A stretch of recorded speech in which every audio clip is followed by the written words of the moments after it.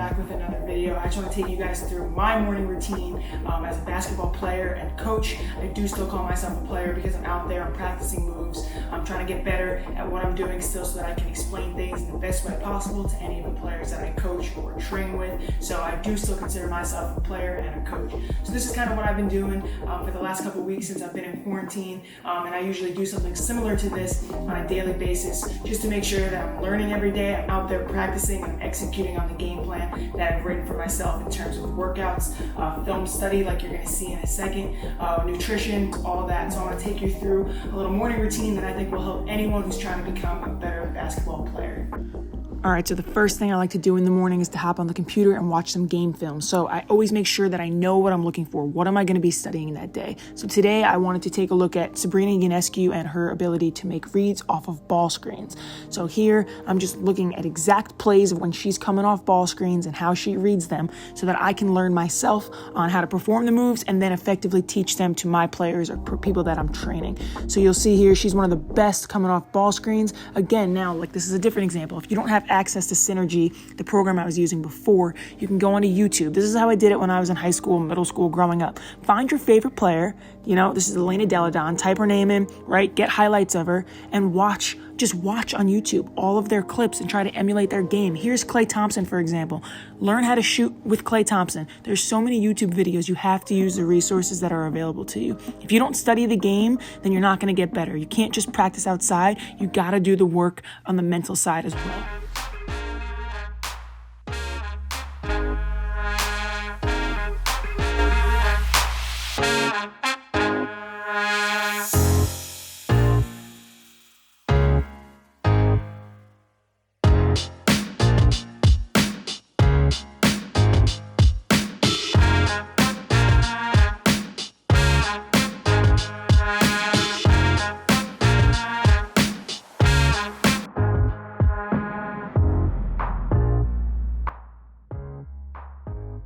Alright guys, so just to warm up before we really get into the workout, first thing I'm going to do is one of the many ball handling, really quick warm-ups that I do before every session. I do some sort of ball handling just to get the fingertips ready, get the arms loose, get a little burn, get sweating a little bit. So first one is going to be, I call it the 100 dribble minute.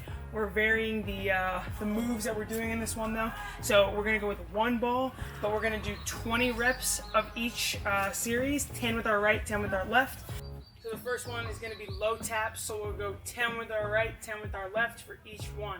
So we're going to go low tap, then we're going to go waist tight, then we're going to go in and outs, each hand, 10 and 10. Then we're going to go front to back, so front to back, and then we're going to finish side to side. So it'll be a total of 100 dribbles, trying to do it as quick as you can, just to get started, just to get you feeling good into the workout.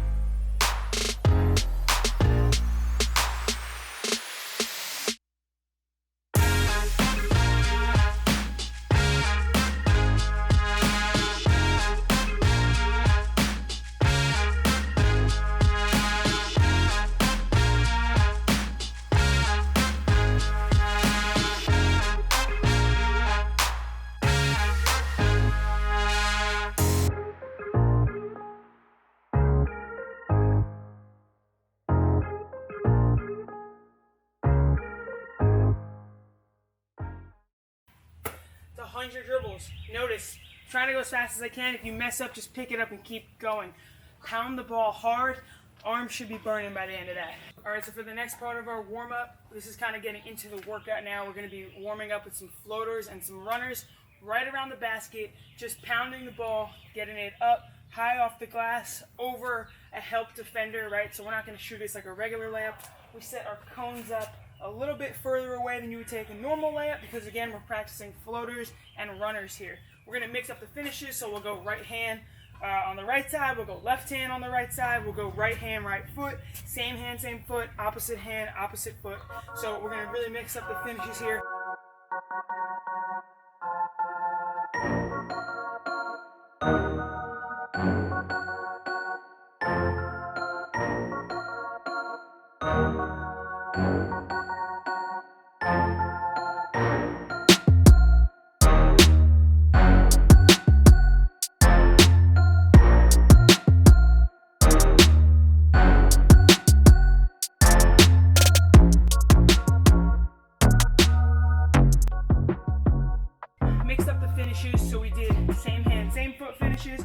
did opposite hand, opposite foot finishes.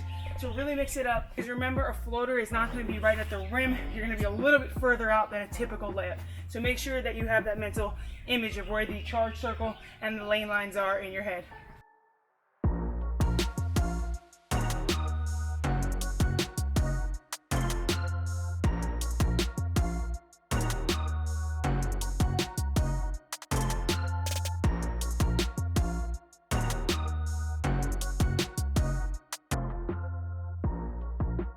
Do not forget to use some off the glass. Obviously, I have a tight space here in the backyard, so I can't really get too many corner shots with the backboard.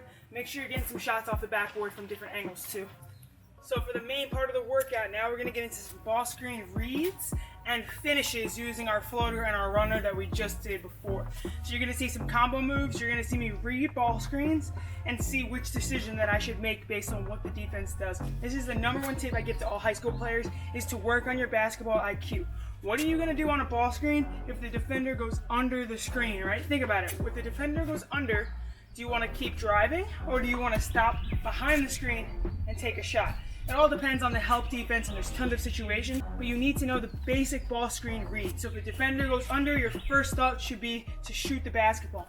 If your defender comes over the screen with you, now you need to make sure that you can get that defender on your back so that you maintain an advantage, and now you're reading where the help defender is. If your defender's going over the screen and the help defense is really tight, so they're hedging you or they're showing really high and you don't have much space, that's the time where you might want to make a pocket pass, or you might want to retreat dribble, keep your dribble alive, find your teammate, have your teammate come re-screen for you. So you got to know the reads and how to exploit them, and just practice. It's all repetition of knowing what to do. Practice, practice, practice. So I'm going to use the cones to be the feet of my defender, and then I'm going to set the chair up as the screener. Because we don't have a lot of space, we're going to use this as a middle ball screen. So you can do this on the right side or the left side, typically on the wing like a side pick and roll, but because of the limited space, we're going to go middle ball screen. Grab a chair, grab a garbage can, anything that can serve as a screener, and then grab an old pair of shoes or something so you can simulate having some defense. So I just use the cones, those are the 2 feet of my defender, that's the screen. So now I'm going to be trying, it's a ball screen set on the right side, so I'm going to be coming to the right side of the floor. So the first read is going to be as if the defender followed me over the screen. So this is my defender here, the screen is here. My first dribble's this way, the defender starts to chase me over the screen now. Over the screen, so he's on my back, my screener is still here, setting the screen. Now, I need to read the help defense. I see that the other defender, I'll set up another cone. So this is the help, the extra cone. So the help defender is all the way down here guarding the basket. So if I see the help there, and I have this much space, I might just go 1, 2, and I might pull it. But because we're practicing our floaters and our runners from earlier, this time we're going to go 1 dribble off the screen, and then we're going to get into that floater and our runner, because our defender can't contest. Our defender in help is all the way down here. They're going to have to come all the way out to guard this. So that's the read that I want to make. My defense went over the screen with me.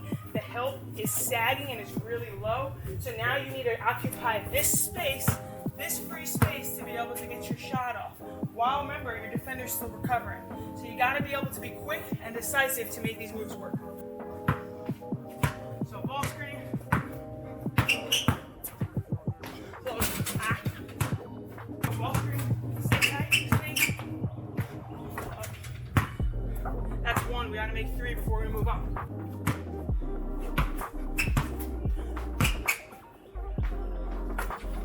That's 3.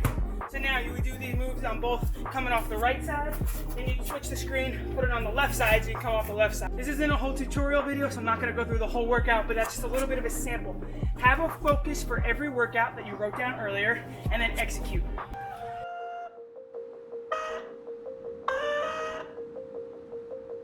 Alright guys, that's the workout. I'm sweating. It was a good one. Floaters and runners were the focus. We got to everything. So we wrote everything down this morning that we were going to do. I don't know if you can see this, but so 5-2 workout, ball screen reads was the focus. We said we were going to do the warm-up dribbling, floaters and runners, and then the ball screen series. So we went through all of those. So this is what I mean by writing down your workouts.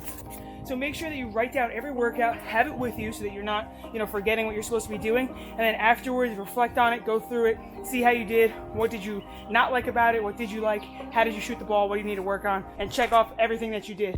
So the last part of our morning routine is definitely going to be to get that post-workout meal in. All right, guys, last part of the video is going to be the post-workout meal. So, part of the morning routine, you got to get your workout in, but you got to fuel up after. So before I went out and shot, I just had like a bar, so nothing crazy. I don't really like to have a lot of food before I work out, so keep it really, really light in the morning. But after I work out is when that big meal will come in.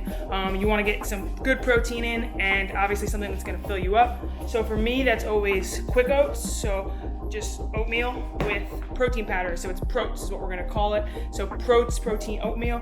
So I got some protein powder, that's what you're gonna need. Obviously some oats, and then I throw some almond milk in there because it just tastes better to me than water, and the consistency is a lot better. So we're gonna whip that up and I'll show you the finished product. All right, so if you've been watching the videos for any length of time, you know that oatmeal is like my favorite breakfast. I have it almost every single day. It gets about 20 grams of protein just from the oatmeal and the protein powder, and then on the side I'll throw in one of these Power Crunch bars. If you don't like protein bars, this one I swear does not taste like a protein bar. It's like a wafer, a chocolate wafer, and it's so good. So highly recommend these. So that's gonna be my breakfast. So this will be the post-workout. So I got the oatmeal, Power Crunch, glass of milk. So because this is a morning routine video, I am gonna end it here. It's about 12 o'clock, so I'm gonna end out the video, but typically right after I eat, I will watch some more game film, do some more video editing, break down some stuff, and then kind of plan out what I'm gonna do the next day. So I'm always planning my workouts for basketball, obviously, the day before, so that I'm going outside with a plan like we talked about earlier, and then executing that plan. So I find what I'm gonna focus on the next day. So today you guys saw all the floaters and some ball screen reads and stuff. So tomorrow maybe I'll focus on some mid-post moves, or just specifically maybe shooting off the dribble. So you always want to plan out what you're going to do the day before. But that's it for my morning routine. I'll do a full day in the life if you guys want in a future video, but I hope you did enjoy it. Be sure to hit the subscribe button, like the video, and I'll see you guys in the next one.